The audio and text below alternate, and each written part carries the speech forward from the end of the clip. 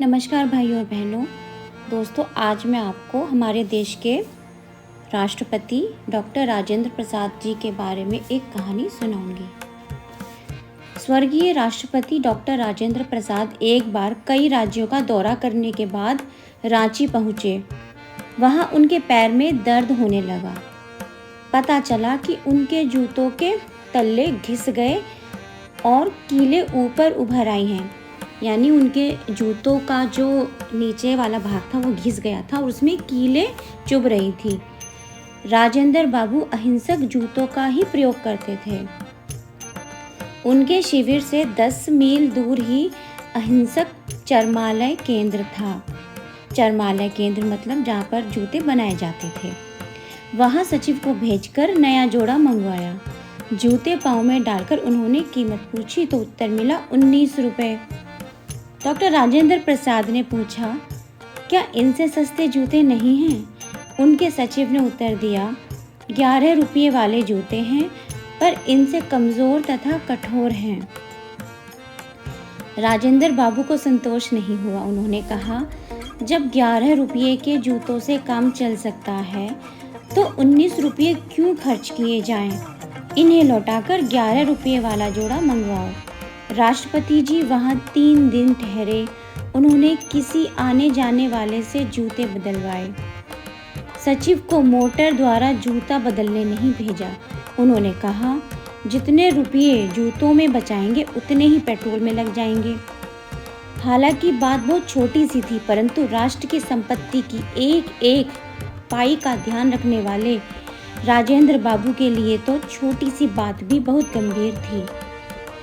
ये छोटी छोटी बातें ही तो व्यक्तियों को बड़ा महान, मूल्यवान और महत्वपूर्ण बनाती है। तो देखा दोस्तों, ऐसे थे हमारे राष्ट्रपति जी डॉक्टर राजेंद्र प्रसाद।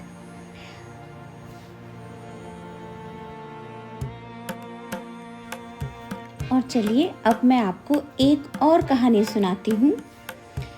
मगध की वासव दत्ता उपवन विहार के लिए निकली।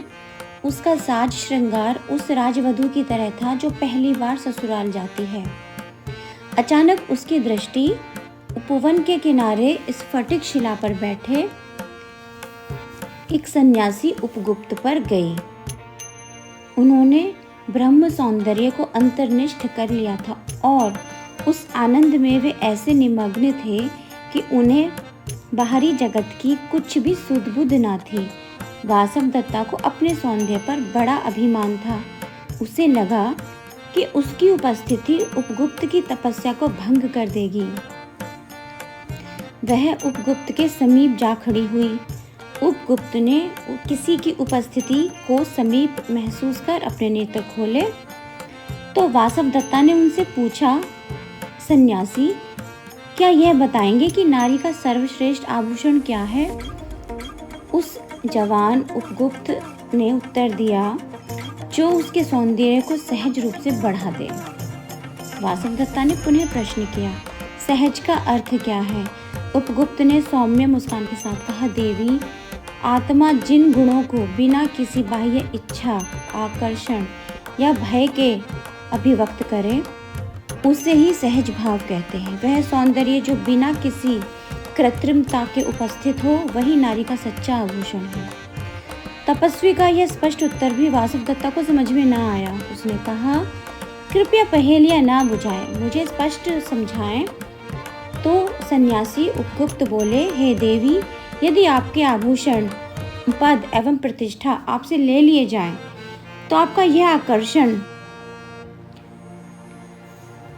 तो क्या आपका ये आकर्षण शेष रहेगा? वासव दत्ता को यह सुनते ही ऐसा लगा मानो किसी ने उसका अस्तित्व ही उससे छीन लिया हो। उसके मन की दशा को भांपते हुए उपगुप्त बोले, जिन बातों का आपको अभिमान है वे सारे आधार कृत्रिम हैं। आत्मज्ञान ही मनुष्य का सच्चा सौंदर्य है। यदि आप सच्चे सौंदर्य की अभिप्सा रखती हैं तो अपने भीतर प्रवेश करके अपने जीवन के उद्देश्य को जानने का प्रयत्न कीजिए। आत्मज्ञान ही हमारा सच्चा सौंदर्य है, हमारा सच्चा आभूषण है। तो दोस्तों, उम्मीद करती हूँ आपको ये कहानी समझ में आई होगी और अच्छी लगी होगी। ऐसी ही गूढ़ कहानियाँ जो ज्ञान से भरी हुई हैं मैं फिर से लेकर आऊँगी। तब तक को हमारे चैनल को देखते रहिए, उसे सब्सक्राइब कीजिए। नमस्कार।